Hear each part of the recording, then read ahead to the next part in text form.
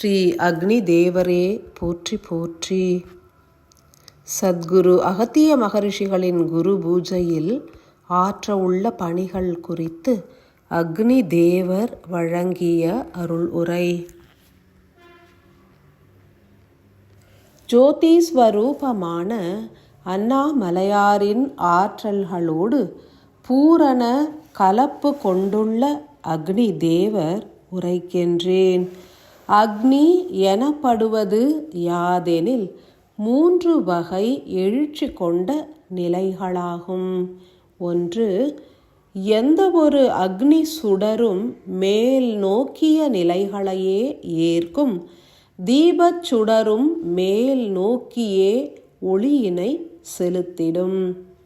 2.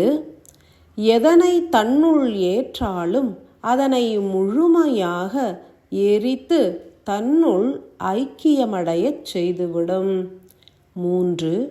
எரிக்கப்பட்ட பொருளில் உள்ள பஞ்சபூத மூலக்கூறுகளையும் உணர்வின் மூலக்கூறுகளாக ஏற்று உரிய இடத்தினில் கலப்புறச் செய்திடும்.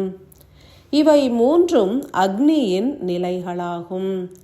இறை எனும் காந்த சக்தி மிகுந்த மேல் நோக்கிய எண்ணங்களை உருவாக்கும் ஆற்றல் அக்னிக்கு உண்டு. ஓர் தீபம் ஏற்றி அக்னியை தூண்டி செயல்புரியும் தருணத்திலேயே எண்ணிய எண்ணங்கள் யாவும் ஈடேறும். ஏனெனில் அக்னியின் முன் அமர்ந்து மனிதர்கள் உருவாக்கும் ஒவ்வொரு எண்ணங்களிலும் உள்ள பதிவுகளை வெப்ப மூலக்கூறுகள் எளிதாய் ஏற்கும்.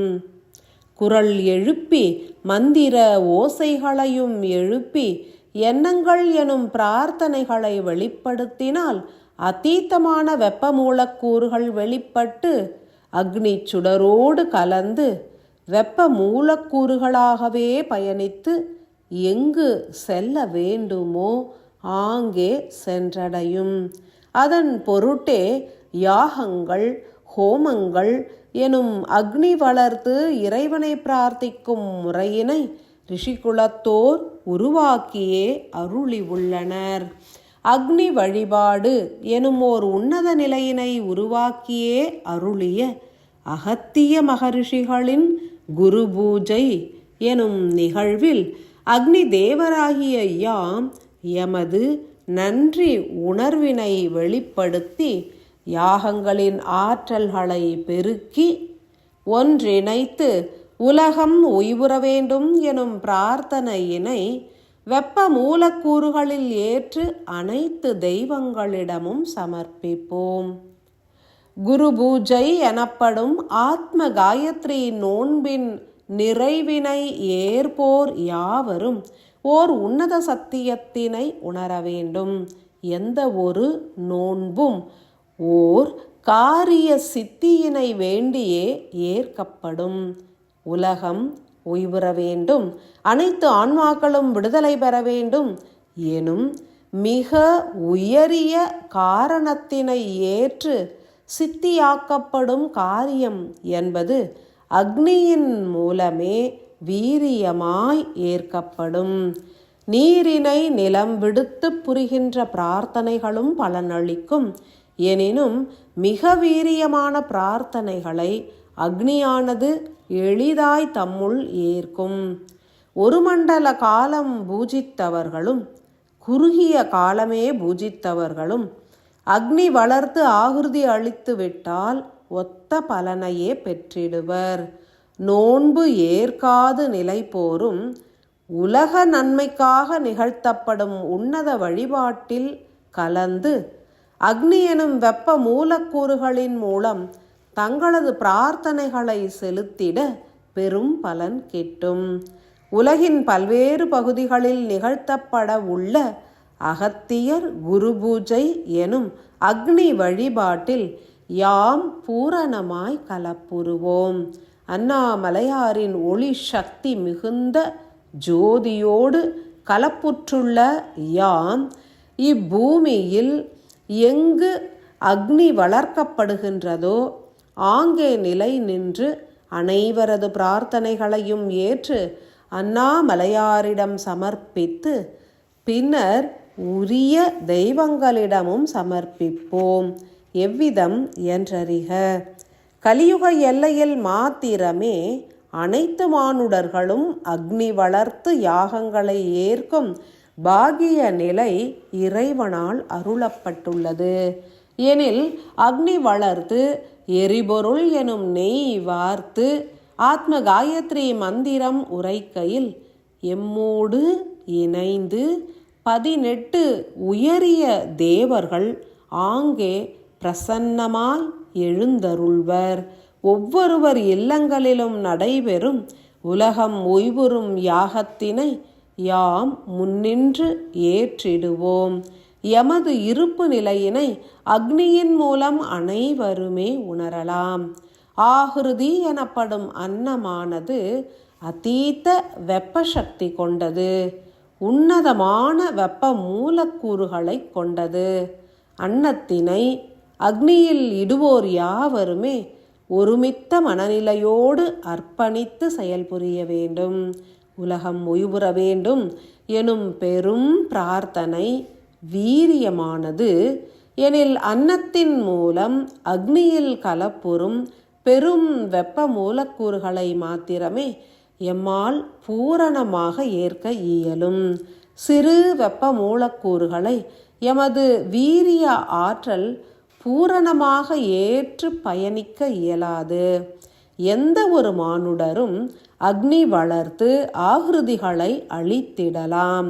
யாமே அவற்றின் ஆற்றலை ஏற்று அண்ணாமலையாரின் பிரதேசத்தில் நிகழும் யாகத்தின் அக்னியோடு இணைத்து அனைத்து பிரார்த்தனைகளும் உள்ளடங்கிய வெப்ப மூலக்கூறுகளை அண்ணாமலையாரிடம் சமர்ப்பித்து பின்னர் முறையே ஆதிமூல கணபதி, ஆதிசக்தி, ஆதிசிவன், கால பைரவர் மற்றும் சத்குருவாய் செயல்புரிந்து கொண்டிருக்கும் அகத்திய மகரிஷிகளிடமும் பூரணமாய் சமர்ப்பணம் புரிந்திடுவோம்.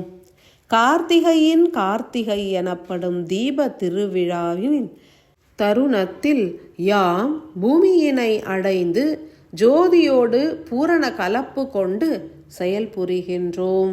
அனைத்து பிரதேசங்களில் நிகழவுள்ள மானுட ஆன்மாக்களை விடுவிக்கும் பிரார்த்தனைகளை ஏற்றிட்ட உன்னத அக்னி யாகங்களில் கலப்புற்று ஆற்றல் பரிமாற்றங்களை நிகழ்த்தி இறுதியில் கைலாயம் சென்றடைவோம்.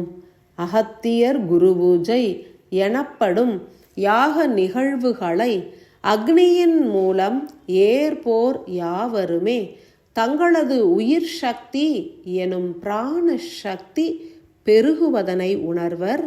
உலக உயிர்களுக்காக பிரார்த்திக்கும் தருணத்தில் கருணை எனும் அற்புத சக்தி உள் மூளையிலிருந்து உருகி உட்கலப்பதனை உணர்ந்திடுவர். அதன் மூலம் பல்வேறு வினை பதிவுகள் நீங்கி கர்மங்கள் கழிந்து புண்ணிய நிலையினையும் ஏற்பர்.